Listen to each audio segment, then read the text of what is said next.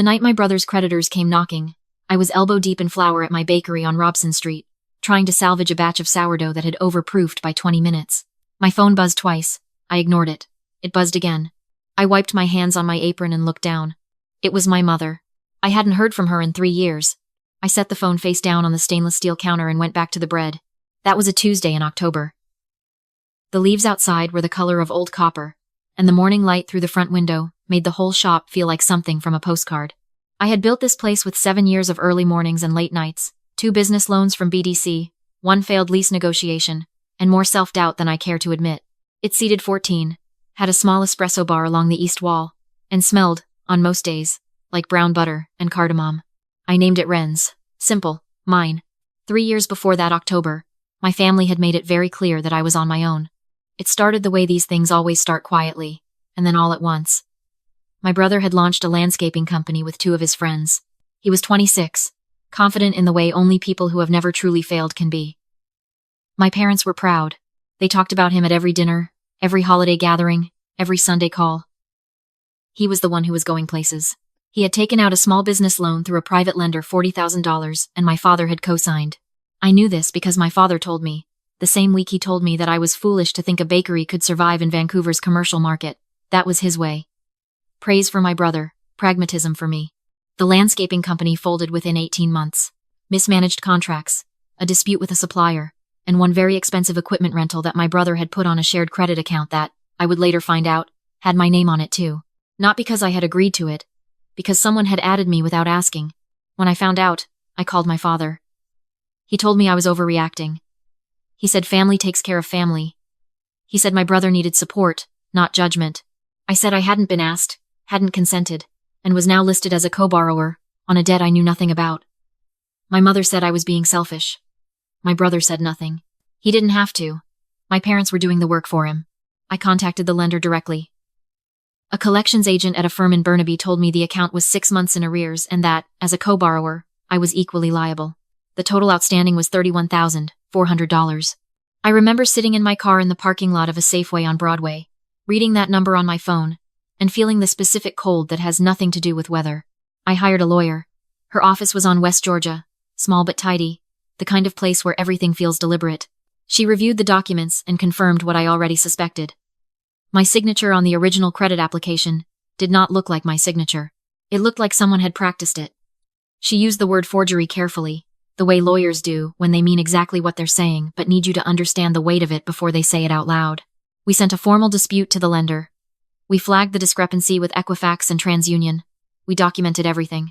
My lawyer told me the process would take time, and that in the meantime, I should keep records of every communication related to the account.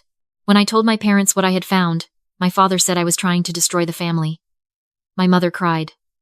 My brother blocked me on every platform. Within 2 weeks, I had been removed from the family group chat, uninvited from my cousin's engagement party, and excluded from Christmas. Not quietly, loudly, with explanations given to every aunt, uncle, and family friend about how I had turned on my brother in his hardest moment. Nobody asked for my side. I stopped trying to give it. For 3 years, I worked. I opened Wren's 6 days a week. I hired 2 part-time staff, then a third. I paid off my BDC loan ahead of schedule. I built a regular clientele, the kind where you know people's orders before they reach the counter, where someone's grandmother comes in every Friday for an almond croissant and stays for 40 minutes to talk about her garden. I found a rhythm that felt, most days, like enough.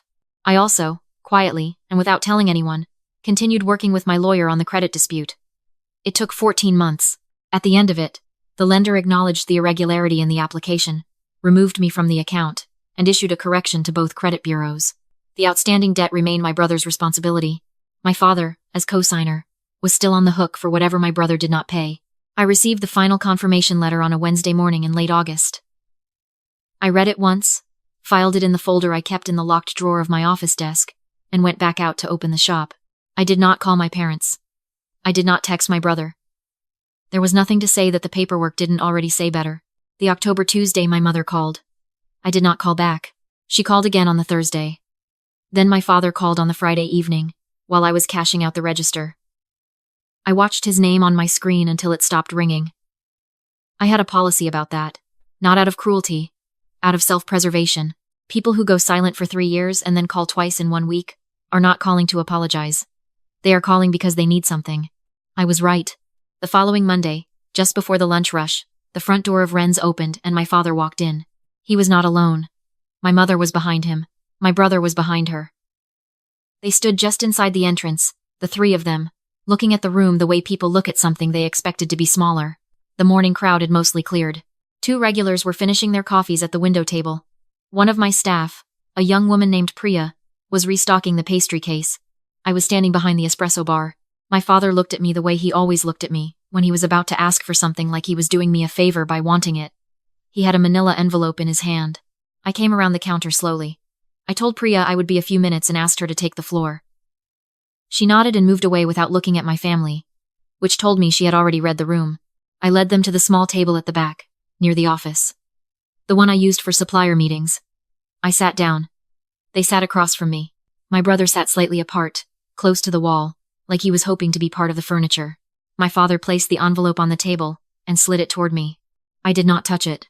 He said the investors from the landscaping company had resurfaced. He said they had retained a collections lawyer and were pursuing the outstanding balance, including interest and legal fees, which had now grown to just over $60,000. He said that because he and my brother were the named borrowers, their assets, including my parents' home in Coquitlam, could be at risk. I listened without speaking. He said that he had looked into my business. He said that Wren's was doing well. He said this without congratulating me, and that it would be a reasonable arrangement for me to provide a percentage of the shop's monthly revenue to help cover the debt. Repayment. He said 15%. He said this the way someone says a number they have decided on well in advance and are presenting as though it is generous. I looked at my mother. She was looking at her hands. I looked at my brother. He was looking at the wall. I asked my father to repeat the number. He said 15% of monthly net, structured as a family loan. No formal documentation required, just a verbal agreement between family. I asked him what would happen if I said no. He looked at me for a moment. Then he said that he had spoken to my landlord. He said that my lease was up for renewal in February, and that my landlord was an old acquaintance they had met through a mutual contact years ago. He said that a word in the right direction could complicate my renewal. He said this quietly. Not as a threat, exactly, as a fact. The way someone describes the weather. I sat with that for a moment. Then I said, give me until end of service today, come back at 5. My father nodded. He picked up his envelope. The 3 of them stood and left. My brother did not make eye contact once. I went back to the espresso bar. I made myself a flat white. Priya looked at me, and I told her everything was fine, and she nodded in the way that means she knew it wasn't, but respected me enough not to ask. The lunch rush came in. I worked through it. At 2:30, I went to my office and unlocked the bottom drawer of my desk. I took out a folder. Not the folder with the credit dispute confirmation, though that was in there too. A different folder. One I had started building 6 weeks earlier, when my father had first tried to call. A few years of complete silence had not made me naive. When someone who erased you starts calling again, you find out why before they can tell you. I had made some calls of my own. I had spoken to a contact who knew the private lender my brother had originally borrowed from. I found out the debt had been sold to a third-party collections firm based in Ontario. I found out the collections process had begun. I found out that my father was not simply a concerned parent, he was a co-signer, staring down a significant liability, and he had decided that his estranged daughter's small business was a reasonable solution. I also found out something else. The original loan my brother had taken out, the $40,000 one my father had co-signed, had a clause in it. A clause that allowed the borrower to assign partial debt recovery responsibility to a third party, provided that party had a documented financial relationship with either borrower. My father had been trying to establish exactly that kind of relationship, which meant that if I agreed to give him 15% of my revenue, I would not simply be helping my family. I would potentially be making myself a party to a debt I had already spent 14 months legally removing myself from. I called my lawyer from my office. She answered on the second ring. I told her what had happened that morning. She was quiet for a moment and then said, "Do not sign anything. Do not agree to anything verbally in front of witnesses, and document everything starting right now." She said she would prepare a letter. I said I know. She said I would have it by 4. I also made one other call, to my landlord. His name was Gerald. He was 63, retired from the construction industry, owned 3 commercial properties in Vancouver, and 2 in Kelowna.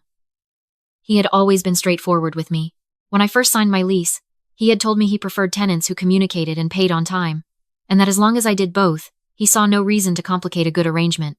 I told Gerald that a family member had suggested he might influence my lease renewal. I did not explain the full situation. I just asked, directly, whether there was any concern about my tenancy. Gerald laughed. Not unkindly. He said I was one of his best tenants, that I had never missed a payment, and that he had no idea what I was talking about. He said if anyone approached him about my lease, he would tell them the same thing he was telling me.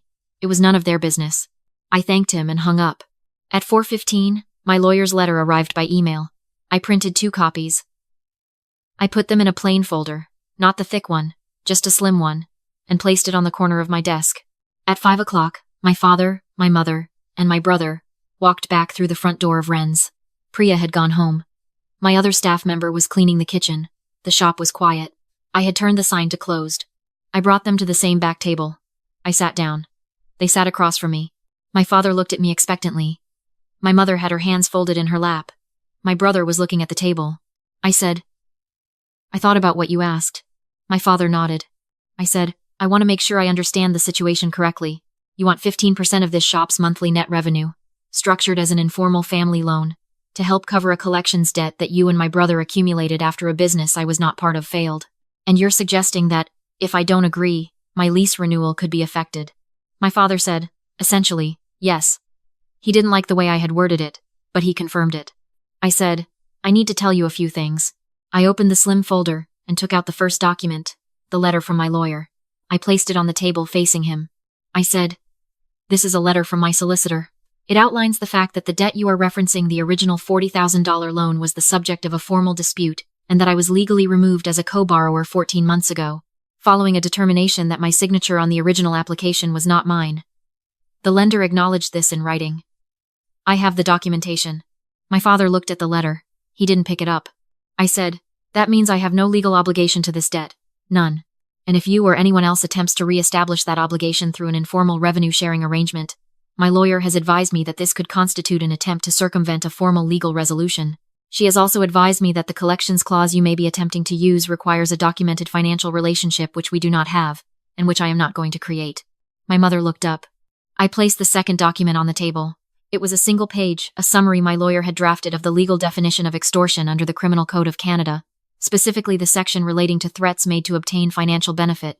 She had highlighted the relevant passage.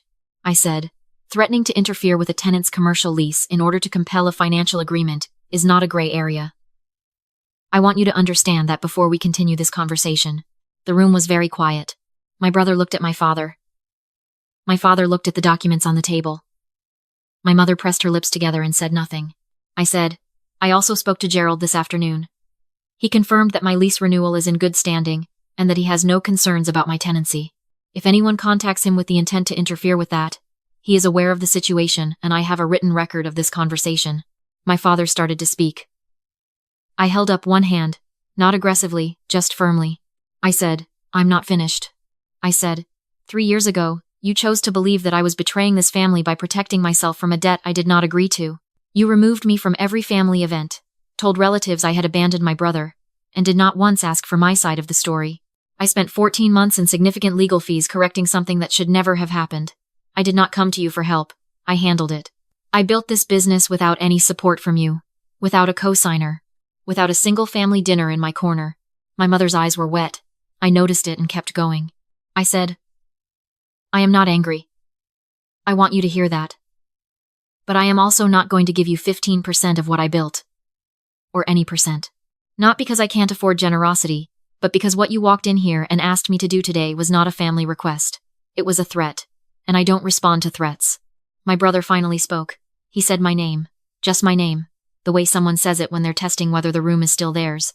I looked at him for a long moment. I said, you could have called me at any point in the last 3 years. Not to ask for anything.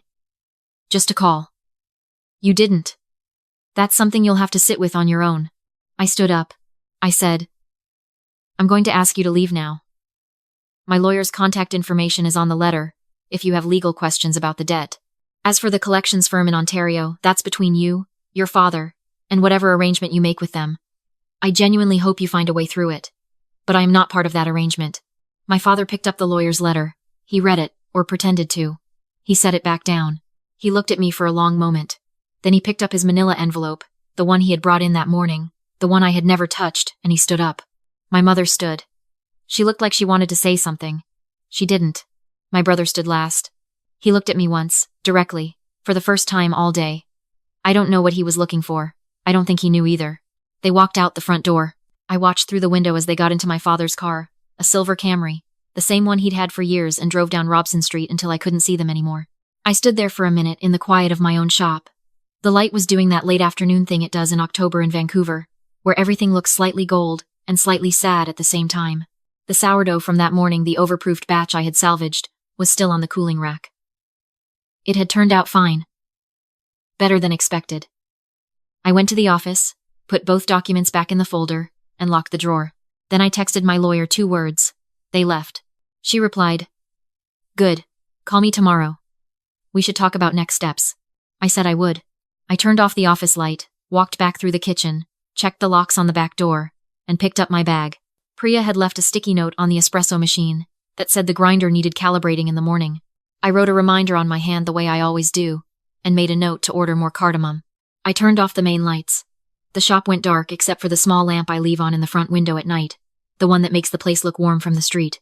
I locked the front door and stood on the sidewalk for a moment.